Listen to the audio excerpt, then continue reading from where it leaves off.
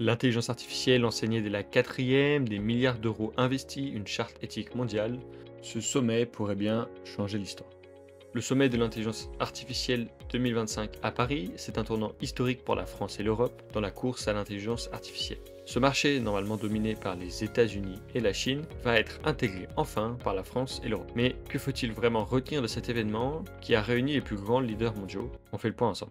Dans un premier temps, la France montre une ambition nationale pour l'intelligence artificielle. Elle investit 109 milliards d'euros pour développer l'intelligence artificielle. Elle met en place des partenariats stratégiques, notamment avec les Émirats arabes unis, dans l'objectif de construire un campus IA en Europe. Elle soutient l'innovation avec 20 milliards d'euros investis par Brookfield dans les infrastructures IA. Et enfin, la BPI va investir 10 milliards d'euros pour soutenir les startups.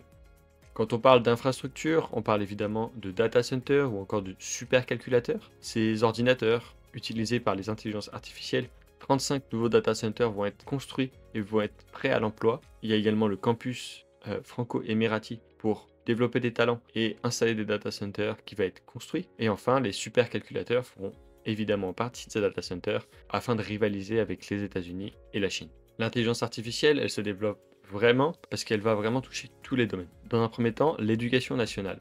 En effet, l'intelligence artificielle va être intégrée à la formation dès la quatrième et la seconde. Dans l'intelligence artificielle va être mis en place d'ici 2030. L'intelligence artificielle va arriver au sein même des services publics avec la création d'un assistant conversationnel afin d'aider les 5,7 millions d'agents publics français. Ensuite, l'intelligence artificielle va arriver dans le domaine de la santé en permettant des analyses plus poussées ou des diagnostics plus rapides. Et enfin, elle arrive dans le domaine de la justice en anonymisant les décisions et en faisant la transcription des audiences automatiquement. Le point clé de ce rendez-vous de tous les politiques du monde entier, en tout cas une grande partie, c'est la signature de la Charte de Paris. Cette charte, évidemment, elle parle de l'intelligence artificielle et elle a pour but d'établir un cadre éthique mondial autour de l'intelligence artificielle afin de l'encadrer et d'éviter les dérives comme on a pu voir dans différents films d'anticipation.